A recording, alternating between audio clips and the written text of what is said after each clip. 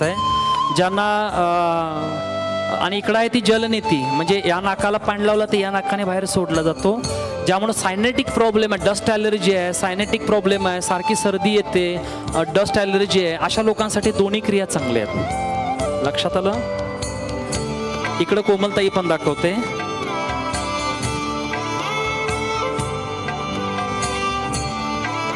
ह्या शुद्धिक्रिया षटकर्म सांगितलं. अजून वेगळं आहे, फक्त आपण कमी वेळ दाखवलं. पुढल्या वेळी आपण जरासं मोठं स्वरूप देणार आहोत त्याला, अजून ॲडव्हान्स आपण दाखवणार. वस्त्र कापड खायची क्रिया आहे, 22 फूट कापड खायचे, त्याला थोडा वेळ लागतो.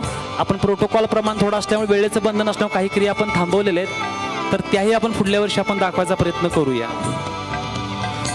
इकडे बघायचं, ही जलनीती आहे. उजव्या नाकाने पाणी घेतलं. इथे एक आपला कोविड काळामध्ये ह्यानं खूप चांगलं काम केलेलं आहे. त्यामुळे ही या नाकाला लावले की इकडून पाणी बाहेर पडतो. ज्यांना सर्दीचे आजार आहेत, कफाचे आजार आहे, अशा लोकांसाठी चांगला आहे. इकडं सूत्रनीती आहे. कॅथेटर रबर घातला तो नाकामध्ये.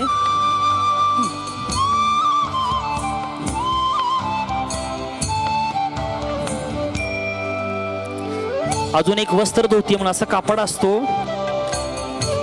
हे कापड असतं, हे पूर्ण गिळायचं आणि एवढं बाहेर राखायचं आणि राखल्यानंतर मग नवली, जे पोट मगाशी फिरवलं ना, ही क्रिया करायची. हे सगळं कापड आत स्टमकमध्ये इकडं तिकडं हिंदळलं जातं. सगळा जो म्युकस आहे, सलायवा जी आहे, ती पूर्ण ह्याला चिकटते आणि परत बाहेर ओढून काढलं की पूर्ण अनालिका जठर पूर्ण क्लीन होतो. इतकं चांगलं आहे नाही. जर 30-40 दिवस खाल तर बालदमा कायमचा नष्ट होतो.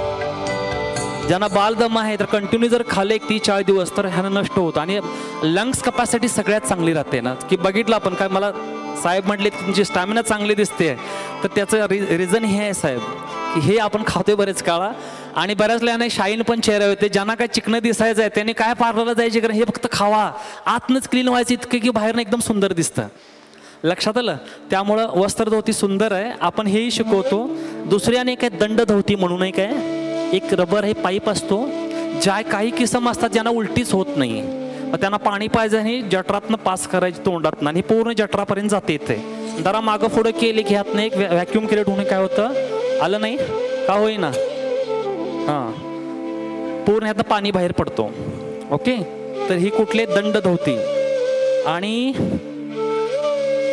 ही जलनेती सगळ्यांना माहित आहे. या नाकाने इकडून, या नाकाने इकडून. ओके, आलं? ओके, इकडे आलं बघा. टाळ्या जोरादार यांच्यासाठी. सावकाश, होत नसलं फोर्स करू नका. आणि हे आपण MA विभाग योगशास्त्र आजीवन अध्ययन अंतर्गत सुरू आहे गेली 2 वर्ष. आणि तिथं हे सगळं शिकवलं जातं. आपल्याला शिकायची इच्छा तर जरूर तिथं आपण या, शिकू मस्तपैकी, काय अडचण नाही. ते मला कशाला हाय होईना आणि त्याने कुठं काय करता, तर काही नाही, एकदम सिंपल आहे. टेक्निक समजले की आपोआप तुम्हाला येईल. मगाशी आपल्याला सांगितलं होतं की कपालभाती प्राणायामामध्ये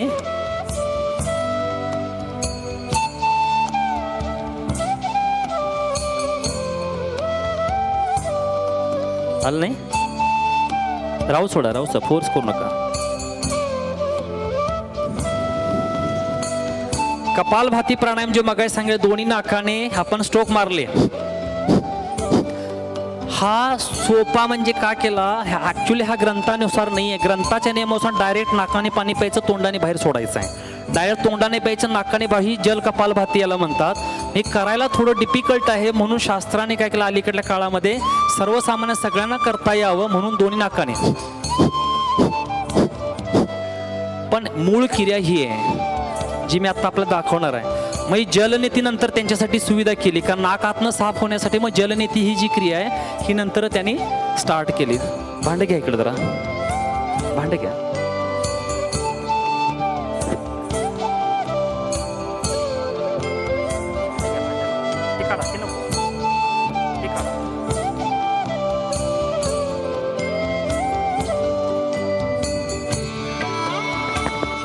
हे जे पाणी आहे मीठ मिश्रित पाणी आहे. यात थोडं मीठ टाकले, मिठाचा एक गुणधर्म आहे, तर कुठल्या ना कुठलं स्वरूप बाहेर. जर हे पाणी पिलं तर उलटी तरी होणार नाही, लूज मोशन किंवा लघवीला अतिप्रमाण होणार. मीठ हे पोटात राहत नाही आणि मिठाचा गुणधर्म काय, घाण शोषून घेणार. त्यामुळे जी आतली घाण आहे ती शुद्ध. तसे नाकातली जी चिकट घाण आहे ही सुटणं गरजेचं आहे, त्यासाठी हे मीठ मिश्रित पाणी आहे. हां, आता यामध्ये पहिले वातक्रम कपालभाती आणि व्युत्क्रम कपालभाती आणि शीतक्रम कपाल असे 3 प्रकार. त्याला दुसरं नाव आहे जल कपालभाती.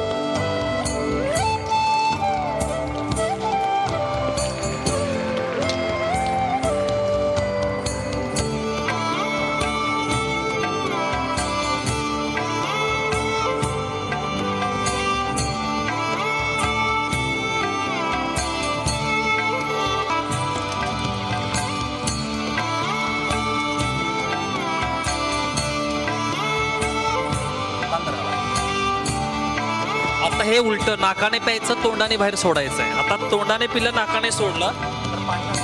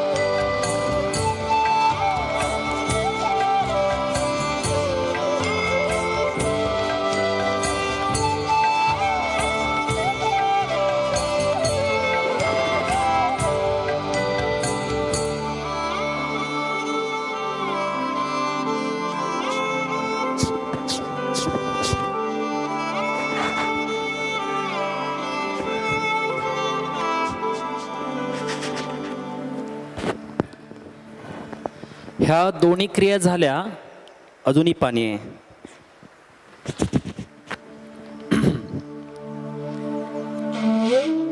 ज्यांना ज्यांना सायनॅटिक समस्या आहे, सायनस प्रॉब्लेम आहे, सर्दी जात नाही काही लोकांची, वर्षभर हटत नाही, क्लायमेट जरा चेंज झालं, ढगाळ वातावरण लगेच नाक चोंदलं बघा, अशा लोकांनी हे जास्त करायचं. हां, जलनेती आणि ह्या दोन क्रिया. ओके,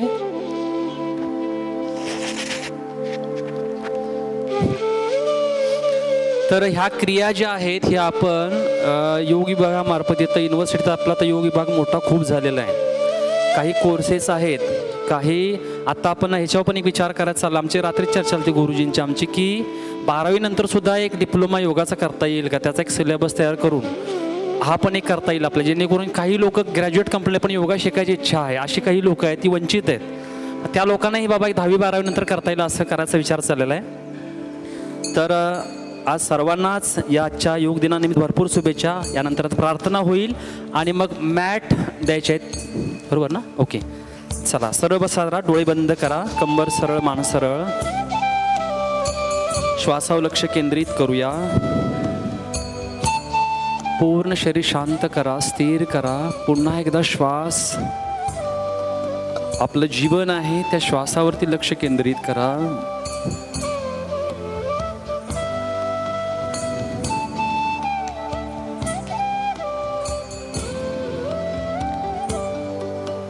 सर्वांनी डीप ब्रेथ करायचा आहे.